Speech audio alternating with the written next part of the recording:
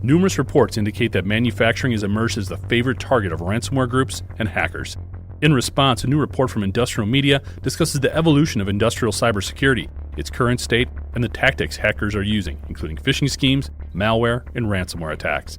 It also details solutions and arming manufacturers with the knowledge and resources needed to win more fights on this highly complex and ultra-competitive battlefield. Download the industrial sector's new battlefield by going to manufacturing.net/cyber.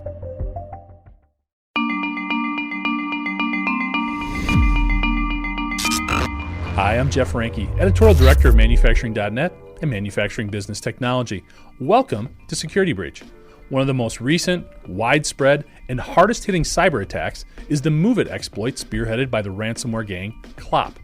Although the attack was not specific to the manufacturing sector or exclusively targeting the OT environment, the zero-day vulnerabilities associated with this file transfer tool impacted a number of global manufacturers, including Shell, Schneider Electric, Siemens Energy, Emerson, FANUC, Bristol Myers Squibb, TTI, and Honeywell.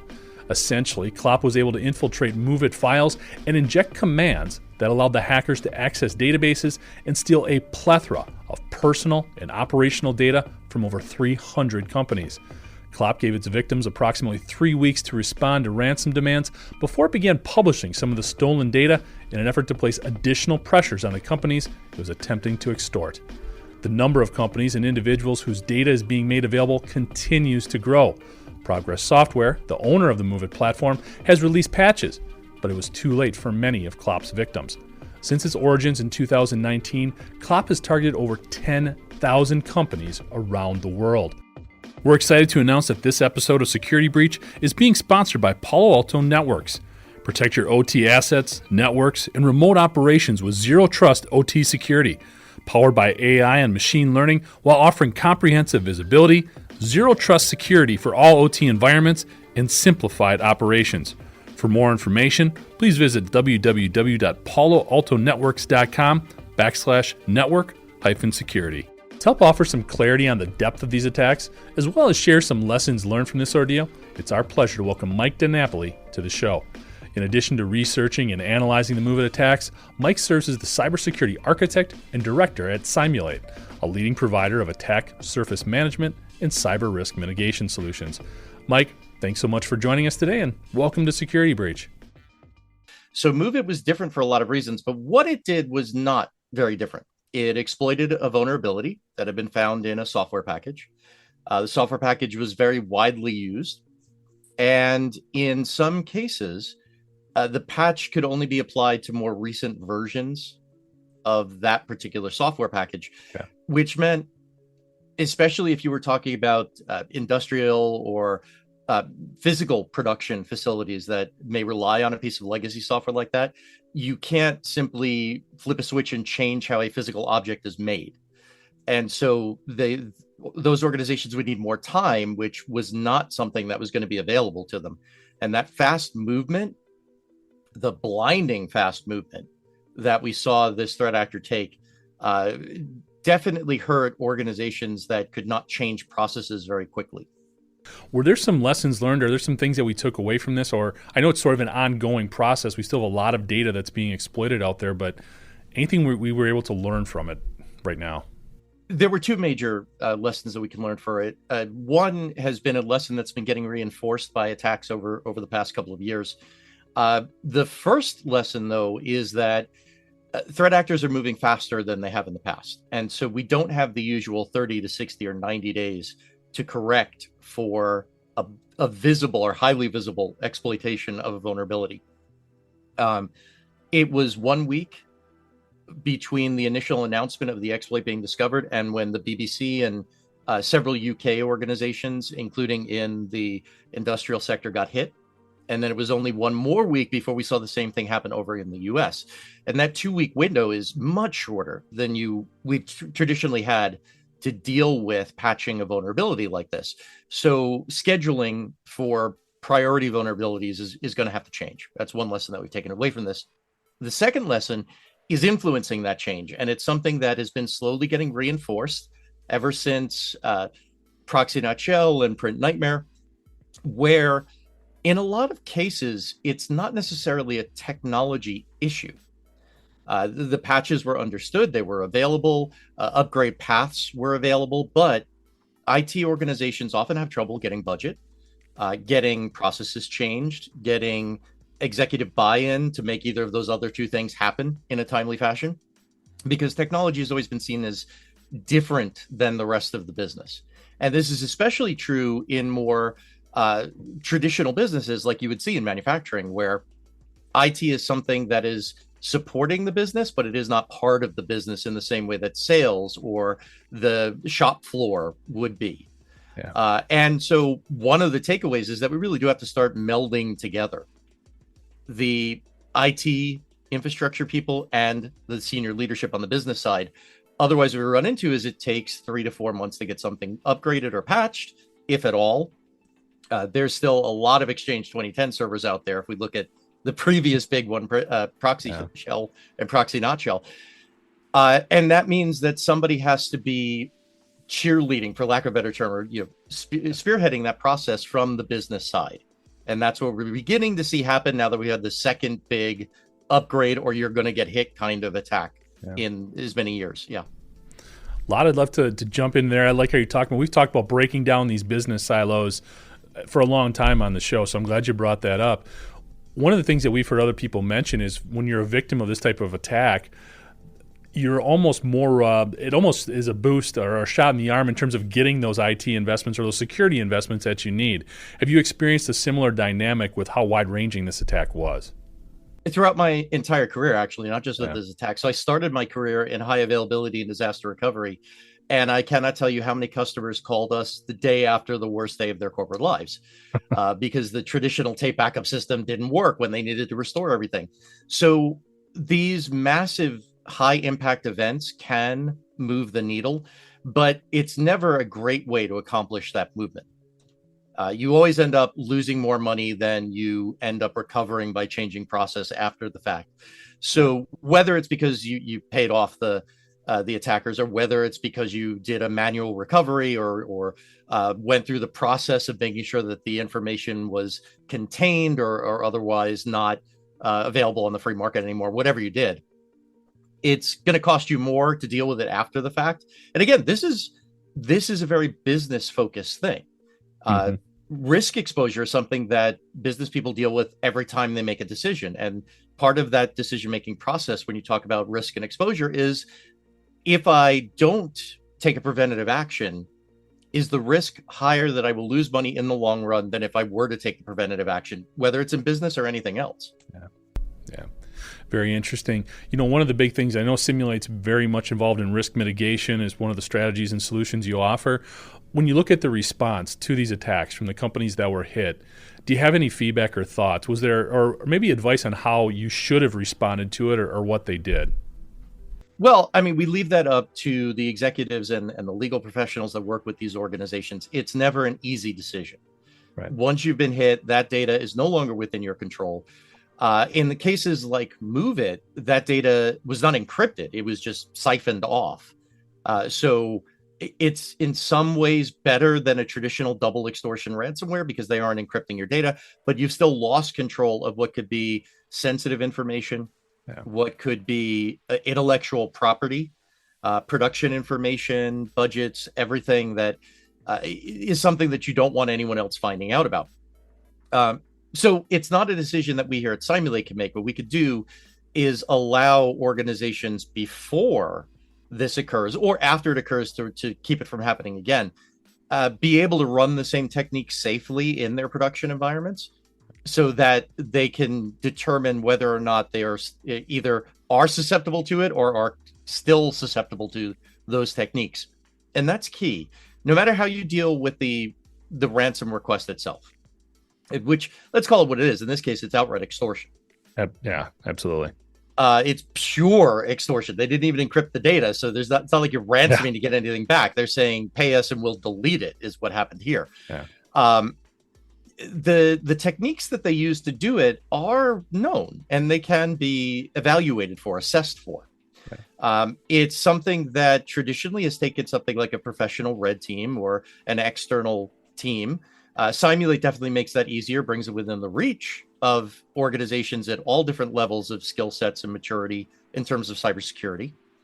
So it is something that organizations can prepare for, because if another group uses very similar techniques, maybe a different exploit to get the ball rolling, but then uses the same techniques after that, you can at least know whether your controls are up to the challenge of blocking that activity or alerting on that activity.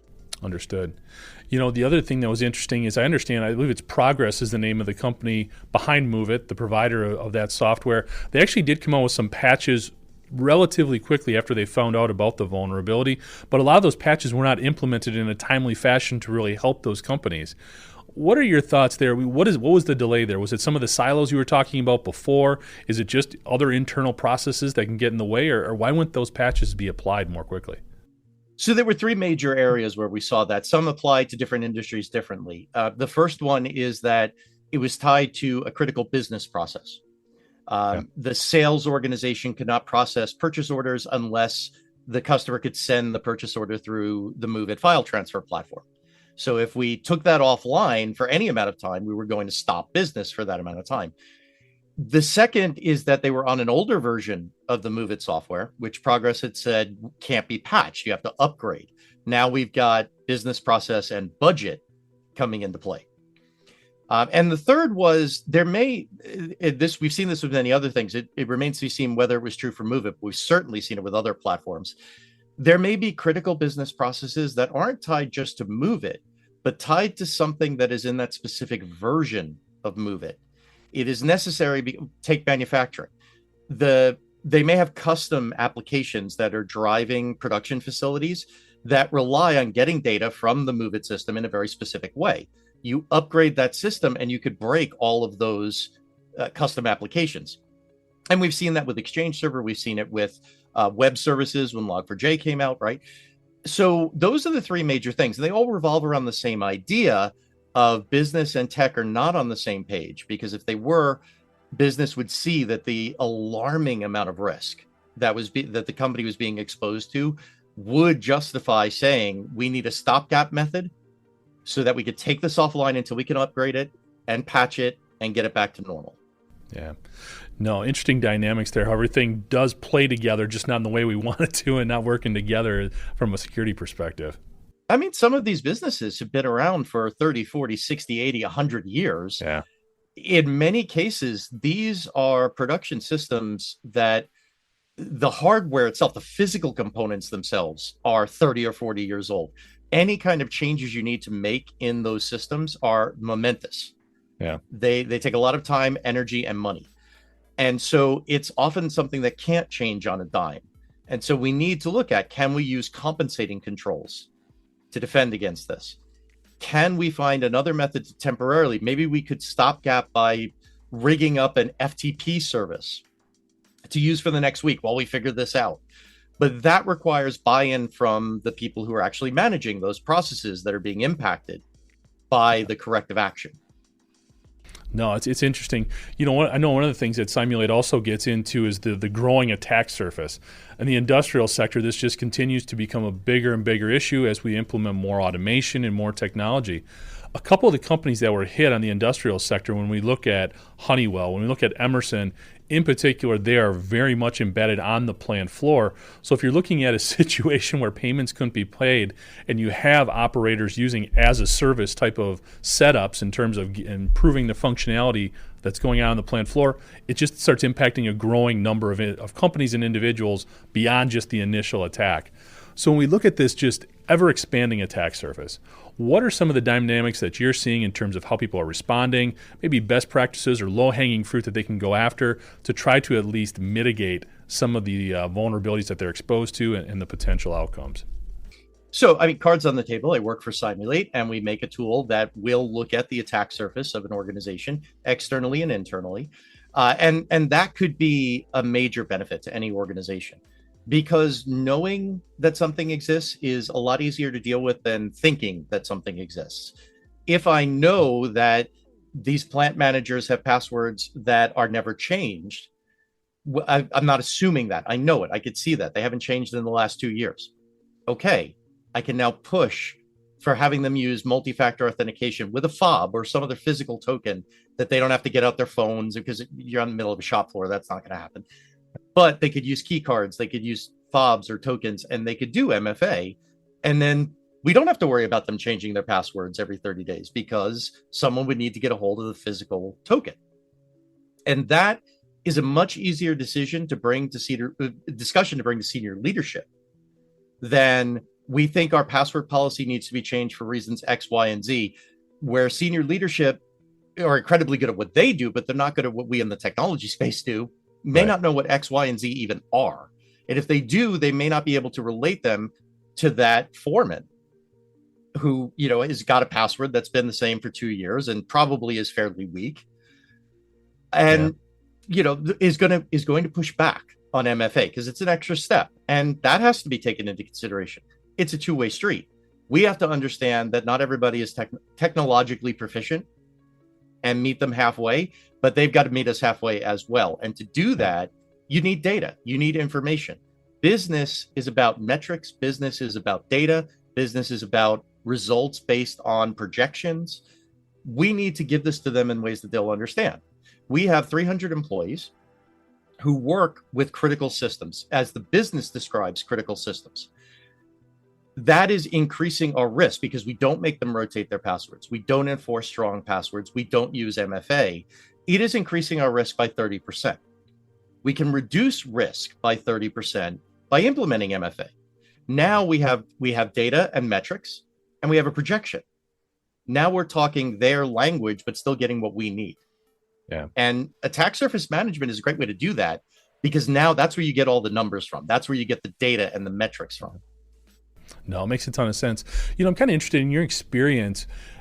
I understand the whole educating upper management, helping them to buy in, but then it also becomes an element of educating everybody else that's also involved.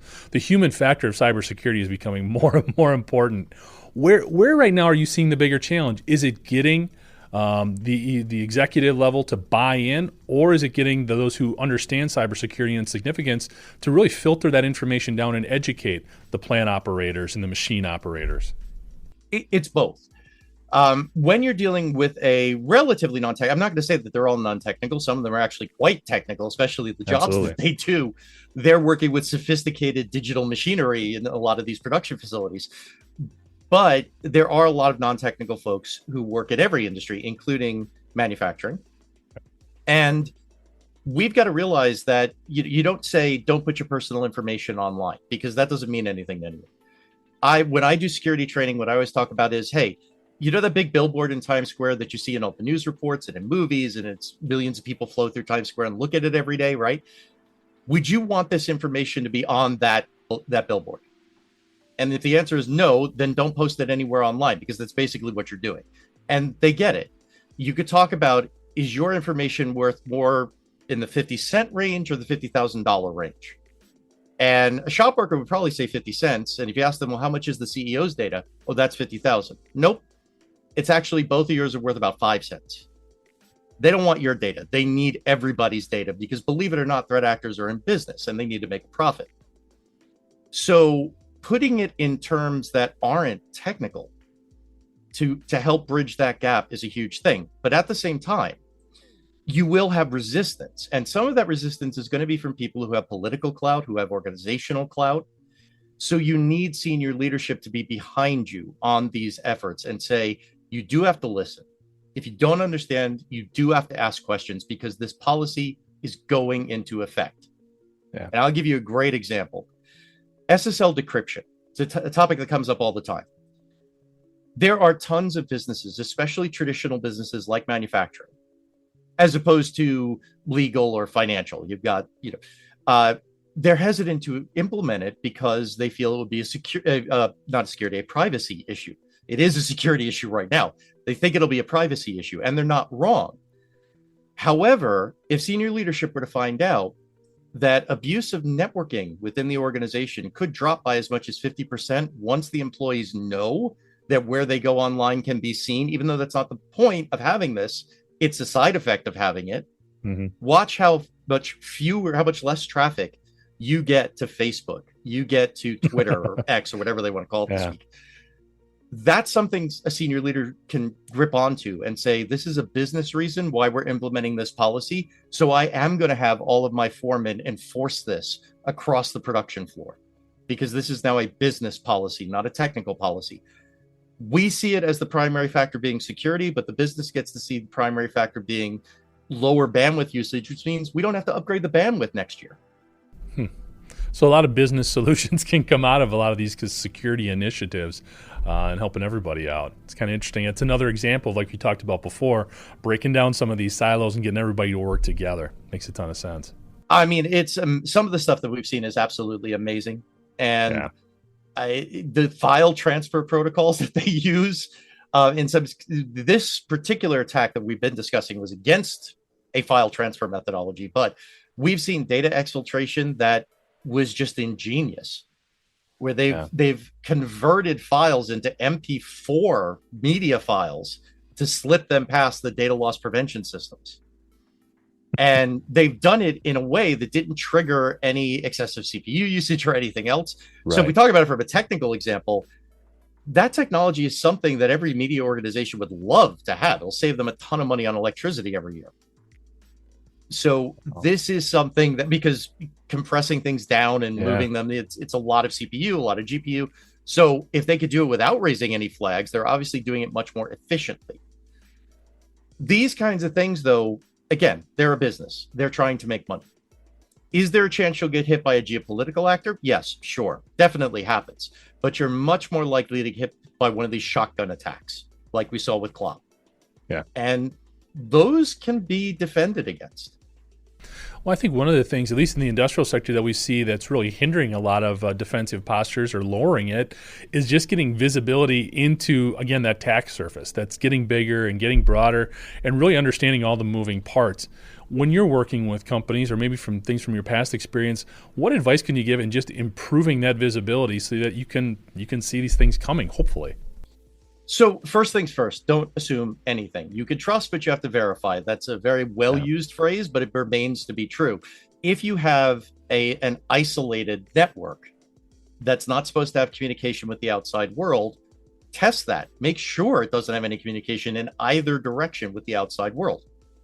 How many times have we seen Siemens put out alerts for things that shouldn't be reachable from the outside world to begin with? The threat actor would have to be in that environment to actually exploit these things. But Siemens is saying, no, you need to update everything, because they know sometimes those network segments are porous. They do allow for communication, because 10 years ago, it was completely isolated. But 5 years ago, we put in a new plant, and that plant it calls home once a week to get updates. Now we've got a hole in that firewall. Well, if the two sides aren't communicating together effectively, or if IT and cyber aren't communicating together effectively, that detail could have been missed.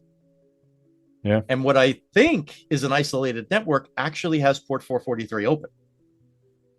And so the opposite also remains true. We're getting to a point where truly air-gapped networks, they can exist, and there are reasons why they may sometimes need to exist, but that is becoming a very small segment of the marketplace. Yeah. Yep. And we need to adjust to the fact that SaaS solutions are going to be part of business, that network systems that are talking to the outside world are going to be part of business, and we need to adapt to that. And that's the major, especially in industrial and manufacturing, we see it more often than in others, where legacy equipment that was never designed to be connected to the outside world gets moved into a network that is. So that's something that we're seeing, and mapping that attack surface by using the same techniques the threat actors do safely is the best way to validate whether or not what you think is there is actually there. No, makes a lot of sense. It's paying attention to all those little different data points too in manufacturing that we see, and because we live in a new world, we need to pay attention to those slight temperature spikes that maybe we brushed off before. You never know what people are trying to do. Better, does the thing that alerts you on those temperature spikes, does that exist inside the walled off network, or is it outside? Colonial Pipeline, the industrial components never got hit. It was the public facing components, the monitoring systems that took down the entire operation. So that's when we say, You think you know it's there, but you really do need to test to make absolutely sure. And you need to test regularly. This isn't a once a year thing. Yeah. This is a once a month thing, because at the rate that Honeywell and Siemens and all of the different manufacturers are putting out industrial controls, things change very quickly, and they can change in a way that allows attackers access even faster. Yeah. Well, I'd like to get your take on another thing here. One of the things we hear a lot about from manufacturers who are trying to do the right things, make the right investments, they end up with just this overwhelming number of tools that they've got in place or that they've subscribed to or whatever you might want to say. How can you balance that? What is there a best practice you could offer in terms of I want to get enough, but too much is unproductive? And again, cards on the table, work for Simulate. We can help with that. One of the things that customers often use our platform for, our breach and attack simulation platform for, is they will say, okay, does what I have, is it capable of doing what I need? In other words, can I tune this to secure the organization, or do I need that additional tool, that additional software? If the answer is I can tune it, not only do you save money, again, bringing it back to the business side of the house, but it's less tools that you have to manage and you have to deal with on a day-to-day basis. Where another tool is necessary, you can evaluate which tool is right for your needs, so you're not buying more than the organization actually needs to secure itself or to manage itself.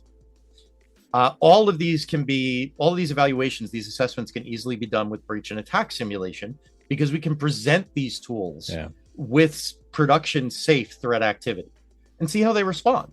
And I'll give you a great example. Oftentimes we see customers who are looking to get a new email defense system because emails become a major attack surface. And when we run through breach and attack simulation against their email defenses, what we find is that 90% of the functionality is exactly where it needs to be. And that other 10%, you could just license this one add-on. You don't need to buy a whole new email defense solution. You just need to license this other add-on from the same company that you're using, and it'll close that gap.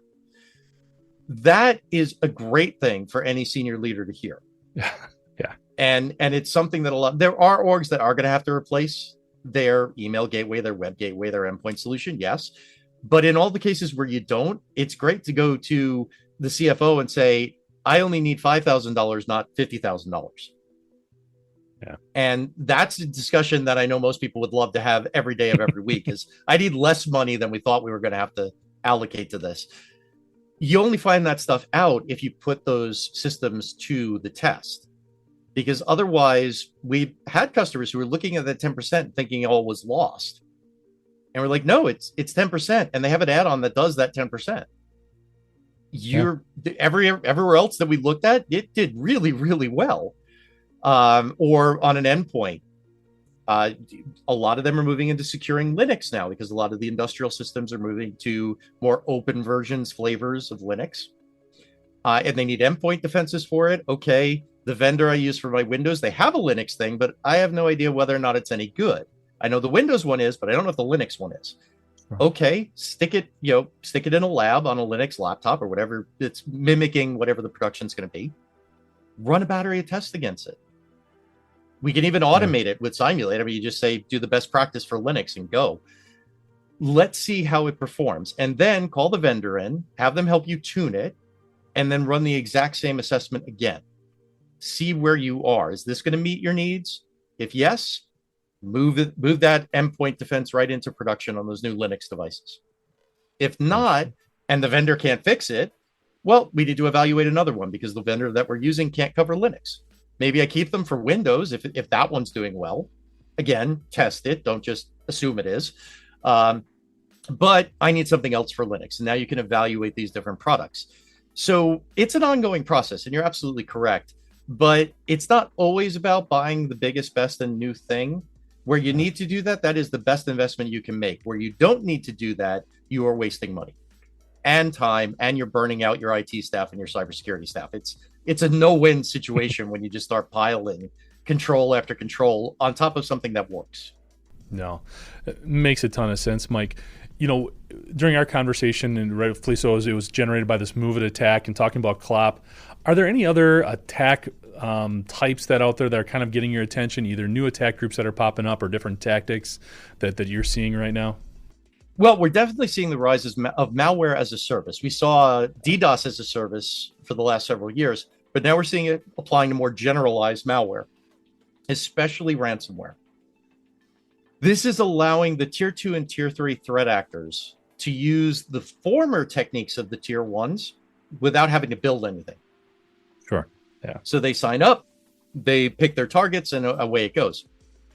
It's frightful how automated these systems can actually be. Yeah. But they've reached that point. And as with everything else in technology, the tier 1s are moving on to new things. Tier 2s and tier 3s aren't building their own stuff anymore. They're just renting or outright buying kits from the tier 1s. The other big movement that we're seeing is what in the video game world we refer to as splash damage, which is a particular organization is targeted, but that blast radius, for to use a military term, it's hitting a whole bunch of other vendors in the same space. And so if a geopolitically motivated threat actor is going after a power grid, well, power grids and manufacturing get their tools and their interfaces from a lot of the same vendors. They can have the same exploits. And you could see something that's specifically targeting power systems affect a manufacturing operation that just happens to be using some of the same source code that power generation platform is using. So we are seeing that kind of blast radius, splash damage, whatever you want to call it, so that the geopolitical actors who aren't really trying to go after private businesses end up hitting them anyway. Or they're just creating the tools for others to use to do so. Yeah. And inaccurate targeting is a major problem. We saw it with Clop. That's a tier 1 player. Let's put them in the category that there are. They offer services to other threat actors. They build their own tools. They didn't want any government agencies to get hit. And all of a sudden, the BBC, the UK government, the US Department of Energy, they're all getting hit, and they're recognizing they get hit, and they're telling the world they got hit. And now because they don't want anything to do with that, because now there's a lot of heat on them. Yeah. You hit a business, you got to deal with the law. You hit a government, you have to deal with the government, especially the Department of Energy, which for your listeners and viewers who aren't aware of what they do, it's not just power generation. Mm-hmm. The Department of Energy is also well known for dealing with the byproducts of power generation, especially nuclear power generation. So DOE resources can include things like plans for storage of nuclear waste, and this is a big thing. Yeah. So Clop doesn't want any of that on them, and unfortunately, because of poor targeting parameters, they did. Now, they said they deleted the data, but they're also a criminal organization, so I have problems taking them at their word. Yeah. And the fact is that potentially classified data is in the hands of a threat actor group that's working for another nation. And so we're in a really, really weird spot. And it's all because they didn't target who they were going after. They just scanned the internet for this particular response, and anything that responded, they hit. So UK government, US government, a couple of other national governments are amping up their efforts to take Clop down, not because of their danger to the public sector, but because they hit the BBC, which is a UK government agency, the Department of Energy, which is a US government agency, and several other agencies as well. They know they're in trouble now. That's why their tier 2 and tier 3 affiliates are now using MOVEit, and they're not doing so much with it anymore because they know they've got a big target on them right now.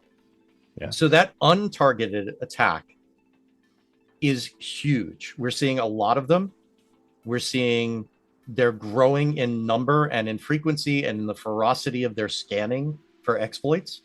And that means it doesn't matter what industry you're in. If they're not targeting anyone in particular, you are as vulnerable as anyone else that has not patched this particular problem.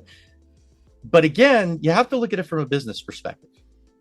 If this system is a back office accounting thing that doesn't deal with any reportable numbers, doesn't generate revenue, even though there's a high potential that it will get hit, I wouldn't prioritize that over a lesser threat that leads directly to the heart of my organization, at my crown jewel, so to speak.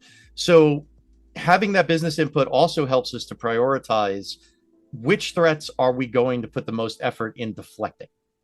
And that's another reason that it's critical. You can't fix everything because the minute you do, tomorrow there'll be new stuff for you to fix.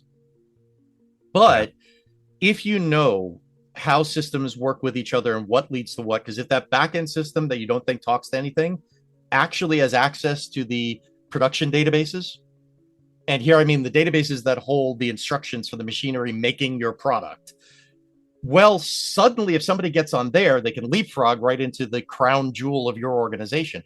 And attack path mapping is how you figure all that stuff out, which we can help with. But you have to figure out where those business priorities are, definitely.